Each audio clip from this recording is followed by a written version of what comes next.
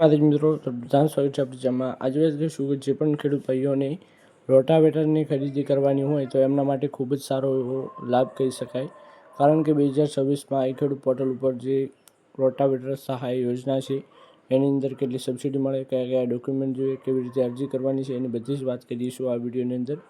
તો આઈ ખેડૂત પોર્ટલ ઉપર જે ખેતીવાડીનો વિભાગ છે એની અંદર રોટાવેટર ઘટક છે એની અંદર ખેડૂતોને ઓનલાઈન અરજી કરવાની રહેશે. એનાથી એમને સહાય મળવાપાત્ર રહેશે. એટલે કે ખેતીવાડી વિભાગમાં રોટાવેટર ઘટક છે એની અંદર ખેડૂતોને અરજી કરી અને ફોર્મ ભરવાનું રહેશે. હવે વાત કરીએ કે ઓનલાઈન અરજી કેવી રીતે કરવી એની વાત કરીશું ખેડૂત મિત્રો.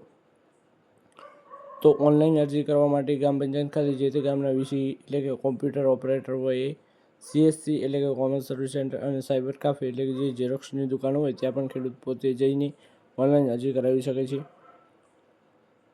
ઉપરાંત જો ખેડૂત પોતે શિક્ષિત હોય અથવા તો ખેડૂતના જે સંતાનો છે એ શિક્ષિત હોય તો એ ઘરે બેઠા મોબાઈલમાં વિડીયો જોઈને, યુટ્યુબમાં વિડીયો જોઈને પણ આઈ ખેડૂત પોર્ટલ ઉપર જે ગુજરાત સરકાર દ્વારા બનાવેલ છે એની અંદર અરજી કરી શકે છે.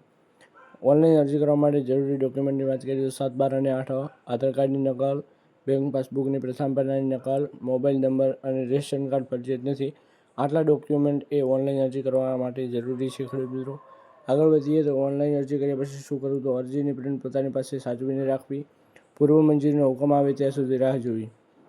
જે ઓનલાઈન અરજીની પ્રિન્ટ પોતાની પાસે સાચવીને રાખવી, પૂર્વ મંજૂરીનો હુકમ આવે ત્યાં સુધી રાહ જોવી અને જ્યારે પણ પૂર્વ મંજૂરીનો હુકમ આવે ત્યારે ખેડૂત મિત્રો તમારે રોટાવેટરની ખરીદી કરવાની રહેશે. જે તમારા ગ્રામ સેવકશ્રી દ્વારા હુકમ આપવામાં આવશે ત્યારે જ તમારે રોટાવેટરની ખરીદી કરવાની રહેશે. પછી તમારે જે પણ ગામમાં જે એક કૃષિ મેળો ભરાશે એની અંદર જે પણ રોટાવેટર હશે એની ચકાસણી કરવા માટે બહારથી અધિકારીઓ આવશે અને એની ચકાસણી કરશે.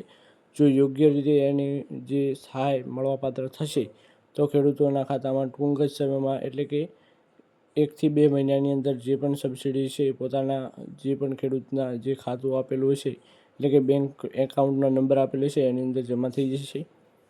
તો આ હતી ખેડૂત મિત્રો જે રોટાવેટર સબસિડી યોજના. હવે મળીશું એક નવા વિડીયો સાથે. ત્યાર સુધી જય માતાજી.